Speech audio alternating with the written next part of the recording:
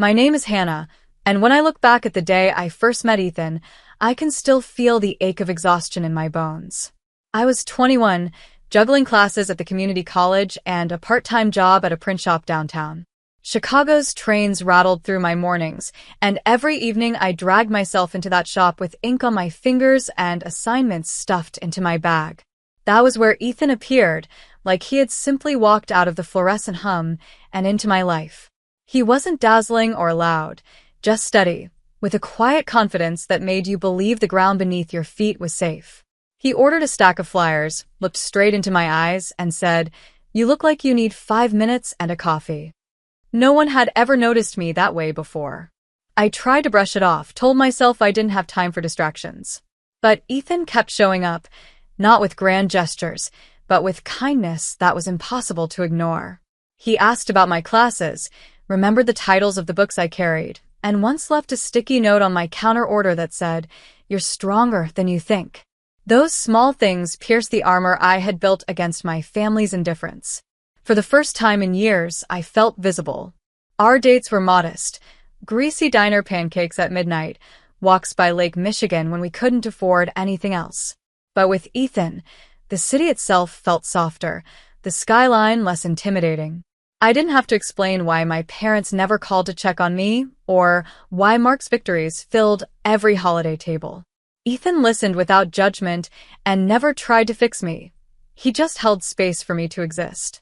It was enough. More than enough. When he proposed, I knew it would cause a storm. Linda and Robert sneered at the idea, calling Ethan a distraction and unworthy. Mark laughed outright at the thought that I'd choose someone outside the family script. For once, I didn't fold. I said yes, not to spite them, but to save myself. Ethan and I got married in a small civil ceremony, with only a handful of his friends present. No white dress, no father's arm, no family blessing, just a promise whispered over paper vows. And you know what? It was perfect. We moved into a cramped apartment in Chicago, the kind with pipes that groaned in winter and windows that rattled when the wind rose off the lake. But it was ours. We ate noodles on the floor our first night, laughing at nothing until tears slid down my face. For the first time, I believed in the possibility of joy. Ethan would pull me close and say, "We're writing our own story, Hannah." And for a while, it felt like we were untouchable, living proof that love could survive without anyone's approval. I never thought I'd know the kind of joy that comes with holding a life inside you, but when I found out I was pregnant, it was as if someone had opened a window in my soul. I still remember the day I told Ethan. My hands were trembling as I held out the little test, terrified and thrilled all at once. He stared at it, then at me, and then he laughed, the kind of laugh that pulls tears from your eyes. He lifted me off the ground, spun me around in our tiny kitchen, and whispered, "Hannah, we're going to be parents." It was the first time I felt like my story wasn't just mine anymore, it was ours. Out of habit, I still called my mother, Linda, expecting maybe, just maybe, that this news would crack her shell. I wanted her to be happy for me, to show even a flicker of excitement about her grandchild. Instead, her voice was sharp, dismissive. "So what? Women get pregnant every day. Stop acting like you've achieved something." My chest burned with disappointment. For a moment, I almost regretted dialing her number. Ethan saw the tears I tried to hide, and he pressed my hands together and said, "We don't need their celebration, Hannah. We'll make our own." And that's exactly what we did. The pregnancy wasn't easy. Morning sickness hit hard, and balancing freelance projects with the nausea and fatigue often left me curled on the couch, laptop forgotten. Ethan became my anchor. He made me ginger tea, rubbed my back when the sickness wouldn't let up, and walked me to doctor appointments, even when he had to rearrange his own schedule. He was at every ultrasound, his face glowing as he listened to the faint, steady heartbeat that promised our child was real and growing. Every time I saw his eyes shine, I forgot the silence from my parents, the absence of congratulations from Mark, and the cold shoulder from Jenna. We were enough for each other. When Mia was born after 9 full months, it felt like the city itself paused for us. The world that had always seemed indifferent suddenly melted away in that hospital room. She was small, pink, and fierce in her cries, with a grip that wrapped around my finger as though she already knew I was her protector. Ethan wept openly, kissing my forehead, thanking me again and again like I had given him the universe. And in truth, I had. She wasn't just our daughter. She was proof that we could build something beautiful out of nothing, proof that the cycle of neglect didn't have to continue. Meanwhile, back at my parents' house, there was no phone call, no flowers, no visit. They treated the news like an ordinary errand, less important than Emily's school recital. But in my arms, Mia was a miracle. She was the child of hope, the heartbeat of a future where love finally outweighed indifference. The years that followed Mia's birth were a blend of chaos and sweetness. Ethan and I adjusted to diapers, midnight feedings, and the endless rhythm of a baby who demanded everything we had and gave back more love than we thought possible. Our apartment was small, our bank account thinner than we liked, but the laughter of a little girl filled every corner. Ethan adored Mia. He'd sit on the rug, building towers of blocks just so she could topple them, and he never tired of singing lullabies in a voice that was far from perfect but rich with devotion. Those were the best years of my life. For once, I allowed myself to believe the world had finally given me something it couldn't take away. But life doesn't always ask before it shatters. On Mia's 5th birthday, the candles had barely burned down when Ethan clutched his chest. One moment he was smiling, ready to cut the cake, and the next he was gasping for air. Panic tore through me as I dialed 911, begging the operator to hurry, begging Ethan to hold on. The ambulance arrived, sirens screaming through Chicago's streets, but in the sterile light of the hospital, the doctor delivered the words that froze my world. Cardiac arrest. Gone. Just like that, the man who had promised me forever was a memory. The days after blurred into a fog. I remember sitting on the kitchen floor, the cake still half-eaten on the counter, Mia asking when Daddy would come home. I wanted to scream, to break something, but I swallowed my grief for her sake. I had no choice. Rent still needed paying, groceries still needed buying, and Mia still needed bedtime stories, even if my voice cracked through every page. My parents didn't offer comfort. Mark didn't check in. Jenna sent a single text that read, "Sorry for your loss." That was all. I was alone again. Except this time, I carried a child who depended on me for everything. So I worked. I picked up freelance gigs late into the night, coding until my eyes stung, answering client emails with Mia curled beside me on the couch. I learned to stretch every dollar, to smile for Mia even when my chest ached. Grief became part of our home, sitting quietly at the table, but so did resilience. I wasn't just surviving for myself, I was building a world for Mia. And even in the silence of my family's neglect, I told myself one truth. I would never let her feel as invisible as I once did. By the time Mia turned 8, I had learned to live with the rhythm of our little life. Work was steady enough, bills were paid on time, and though I still carried grief like a scar under my skin, Mia's laughter kept me moving forward. Then one email arrived that promised to change everything. A Chicago-based tech company offered me a contract as a web designer, the kind of opportunity that could finally give us stability. But there was one catch. The onboarding training would be held in Milwaukee, 3 days in person, non-negotiable. If I missed it, I would lose the job before it even began. Panic set in. Who could I trust to watch Mia? Ethan's family wasn't around. He had been an only child. Friends I had were busy with their own children or lived too far away. I sat at the kitchen table, staring at the contract, knowing that this chance could be the difference between scraping by and building a secure future for us. Against every instinct, my mind circled back to the one place I never wanted to rely on again, my parents' house. Calling my mother made my stomach twist. "I need someone to watch Mia for 3 days," I explained carefully, my voice tight. Linda's answer was clipped. "Bring her over.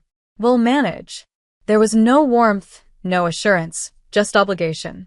Robert didn't say much, as usual, and Mark barely acknowledged the conversation. Still, I had no other option. On the morning I left, I knelt by Mia, brushing a curl from her forehead. "It's just 3 days, sweetheart. I'll call every night, and then we'll celebrate when I'm back." She nodded, brave but unsure, clutching her little stuffed rabbit. Dropping her at that familiar house felt like stepping backward into a past I had worked so hard to escape. I kissed her cheek, whispered I loved her, and walked away with a weight in my chest that no promise of a job could lighten. Driving toward Milwaukee, I told myself this was temporary, that sometimes survival meant swallowing fear. But deep down, unease coiled in me like a warning.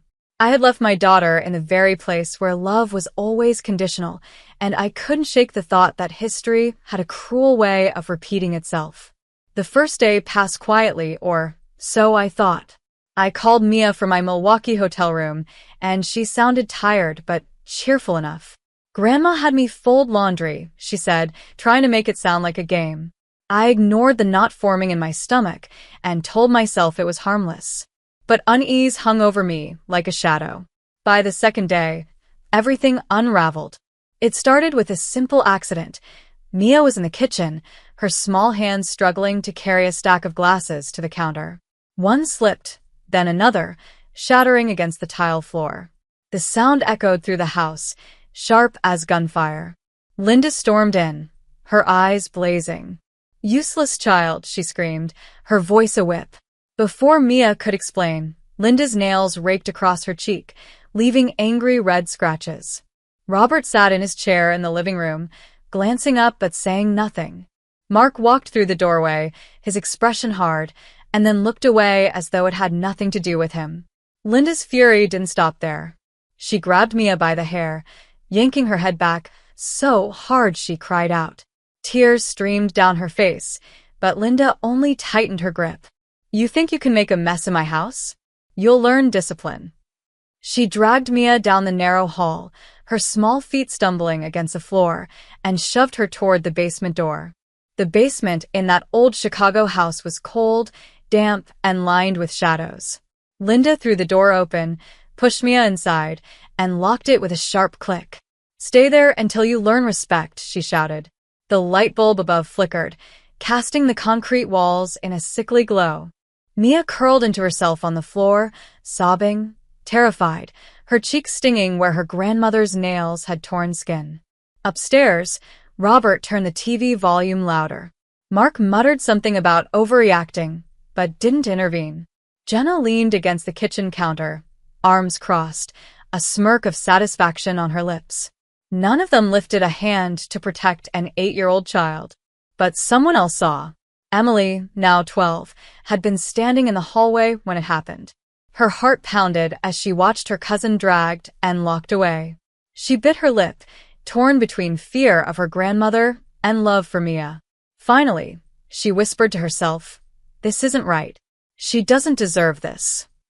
That night, while everyone else settled back into their routine of denial, Emily lay awake, staring at her phone under the covers. She knew what she had to do. Tomorrow, she would find a way to tell her Aunt Hannah. Mia couldn't stay trapped in that basement. Someone had to save her, and if no adult in the house would act, then Emily would. Emily waited until the house was quiet the next morning, her phone hidden beneath her pillow. She could still hear Mia's faint cries drifting up from the basement the night before, and the sound had carved itself into her chest. At 12, she wasn't supposed to carry the weight of secrets like this, but the adults in her house had already shown they weren't going to protect Mia. If she didn't act, no one would. She slipped into the bathroom, locked the door, and opened her phone with trembling fingers. Her aunt's number glowed on the screen. Emily hesitated. What if Linda found out? What if Mark took her phone away forever? But then she remembered Mia's face pressed against the cold basement floor, scratched and bruised, and she hit call. On the other end, Hannah answered from her Milwaukee hotel room. "Emily, is everything okay?" Her voice was cautious but concerned. Emily's words tumbled out in a rush. "Aunt Hannah, you have to come. Grandma, she locked Mia in the basement. She hurt her. She's bleeding. Please, you have to help." Hannah's heart slammed in her chest. For a moment, the world narrowed to the sound of Emily's panicked voice. "Listen to me carefully," Hannah said, her tone firm but steady. "Show me." Emily flipped the camera, revealing the heavy basement door with the lock snapped shut. She whispered, She's still down there. Hannah fought the urge to scream. Emily, you did the right thing. Now, I need you to stay safe. If you can, call 911 too, but I'm calling them right now. Hannah hung up and immediately dialed 911. Because she was in Milwaukee, her call routed to local dispatch, but within minutes it was transferred to Chicago PD. She gave them the address, explained that her daughter was locked in a basement, abused, and in danger. The operator's calm reply, "Help is on the way," barely pierced the panic buzzing in her ears. She grabbed her bag, checked out of the hotel without thinking, and bolted to her car. The drive back to Chicago would take nearly 4 hours, but every mile felt like a lifetime. She gripped the steering wheel so tightly her knuckles whitened, whispering Mia's name over and over like a prayer. In the bathroom, Emily sat shaking. The call ended, but hope flickering inside her. She had done it.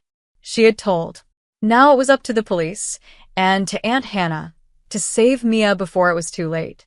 The wail of sirens cut through the quiet street as 2 Chicago police cruisers and an ambulance pulled up outside Linda and Robert's house. Neighbors peeked through curtains, curious but cautious, as uniformed officers pounded on the door. Robert answered, startled, stammering about a misunderstanding, but the officers brushed past him. "We received a report of a child in danger," Officer Grant announced firmly. "Step aside." Inside, Linda's voice rose in protest. "This is my home. You can't just barge in." But exigent circumstances gave the officers full authority. Grant's flashlight beams swept across the hall until it landed on the basement door, bolted shut. He rattled the handle, then ordered another officer to force it open. The splinter of wood echoed like a gunshot. When the door swung wide, the smell of damp concrete wafted up. In the corner, small and trembling, was Mia. Her cheeks were streaked with tears, a scratch ran along her jawline, and her hair was tangled from where Linda had yanked it. She flinched at the sudden light, covering her eyes with her hands. "It's okay," an officer murmured, kneeling beside her. "You're safe now." Paramedics rushed in, carefully wrapping a blanket around her shoulders, checking her pulse, dabbing at her scratches with antiseptic wipes. Mia clung to the paramedic's sleeve, too shocked to speak. Emily peeked from the hallway, relief flooding her eyes as she saw her cousin lifted gently out of the basement. "Linda Parker, you're under arrest for child abuse and unlawful restraint," Officer Grant declared, snapping handcuffs around Linda's wrists. She shrieked, insisting it was discipline, but no one listened. Robert was detained for failing to intervene, and Mark, too, silent as the cuffs clicked shut. Jenna stood frozen, pale but untouched. Her cruelty had been words, not actions. As the ambulance doors closed behind Mia, lights flashing against the night, the first chapter of justice began. Chicago PD had done their part. Now it was Hannah's turn to return home and decide what came next. By the time I reached Chicago, the city lights blurred through my windshield, my chest aching with every mile I'd driven. For hours had stretched like 4 years, each exit sign a reminder that Mia was waiting somewhere, hurt and afraid. I raced through the hospital doors, breathless, asking for her by name. A nurse guided me down the hall, and when I pushed open the door to her room, my heart nearly broke in two. Mia sat propped up on a hospital bed, her face pale beneath the harsh fluorescent lights. Bandages covered the scratches along her cheek, and an 4-line dripped slowly at her side. When her eyes found mine, she gasped and whispered, "Mommy." That one word shattered the distance between us. I rushed forward, wrapping her carefully in my arms, afraid of hurting her, but unable to let go. She buried her face against my chest, her small shoulders shaking with sobs. "I thought you'd never come back," she whispered. Tears blurred my vision, but I kissed her hair and promised, "I'll always come back, Mia. I'll never let them hurt you again." For the first time since Ethan's death, I felt a fire inside me.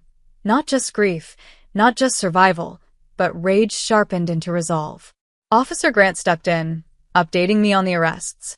"Linda is in custody. Robert and Mark are detained. CPS has been notified, and they'll coordinate with you. We'll need your formal statement." His voice was professional, but his eyes softened when he glanced at Mia. "She's lucky her cousin spoke up." I looked at Mia, then at Emily's name on my phone, and silently vowed to thank her. She had been the only light in a house full of shadows.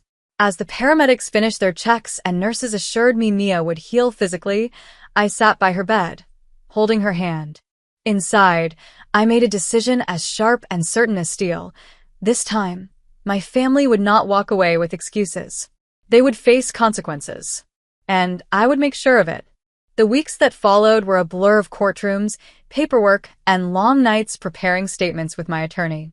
I had never imagined myself standing in front of judges and lawyers, but when I looked at Mia's healing face, I knew I had no choice. Silence had kept me a prisoner in my parents' house for years. This time, my voice would not be ignored. Prosecutor Victoria Miller met with me at her office, her tone calm but uncompromising.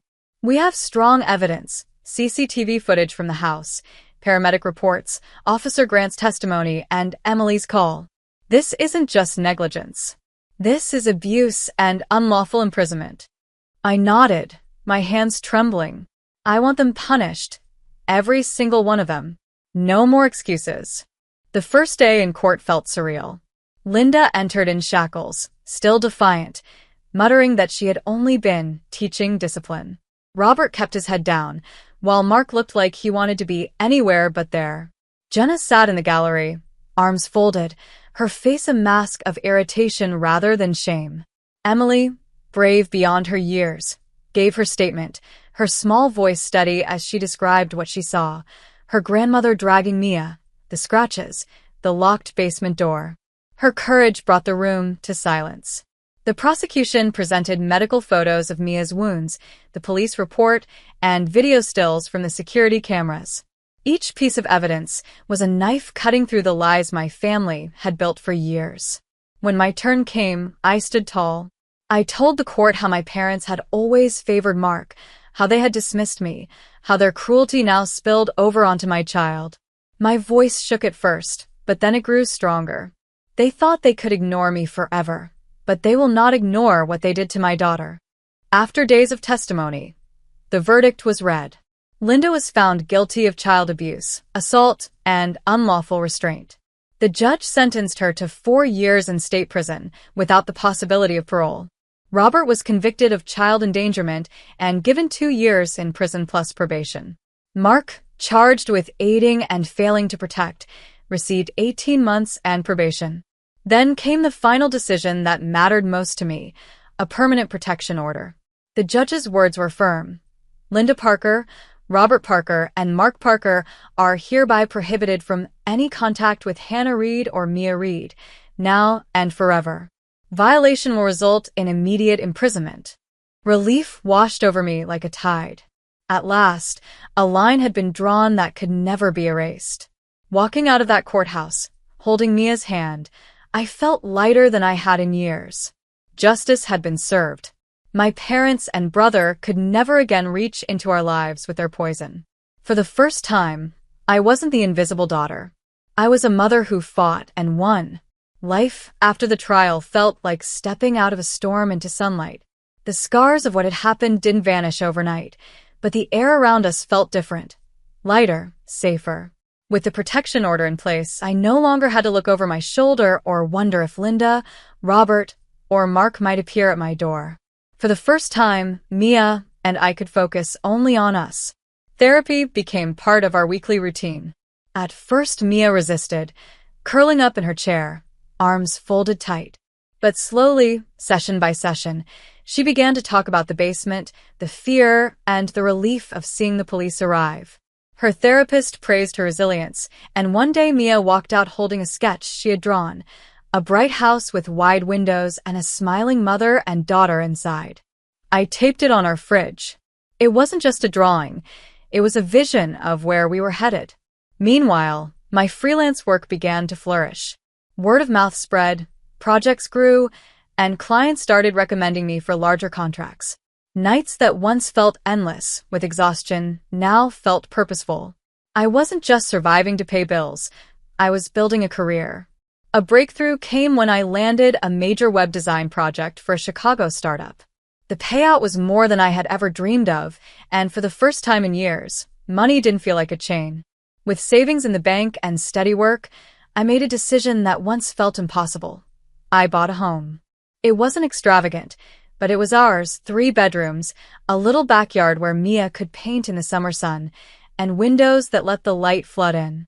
Signing those papers, I felt Ethan's presence with me, as if he was whispering that I had finally delivered on the promise we made years ago. And then came the car. The old, rattling sedan from Ethan's time had carried us through grief, but it was tired, like a ghost of the past. Driving off the lot in a shiny, new SUV, Mia bouncing in the back seat, I felt a surge of pride. This wasn't just a vehicle, it was a symbol of survival turned into success. We had a home. We had safety. We had a future. And for the first time, we had everything we needed to truly live. The seasons shifted in Chicago, and with them, our lives took on a rhythm I had once thought impossible. Mia thrived in school, her laughter echoing through the hallways of our new home. She discovered a love for painting, spending hours at the kitchen table with brushes and colors scattered around her. One crisp autumn afternoon, she entered a citywide art competition. When her name was announced as the winner, I felt tears spill over, not from sorrow but from pride. She stood there with her ribbon, her smile radiant, and I realized that healing had found us both. Work continued to grow for me. Projects came in steady waves, and I no longer feared the end of each month. Instead, I planned new savings accounts, college funds, vacations that Mia and I would take together. Our home became more than walls and a roof.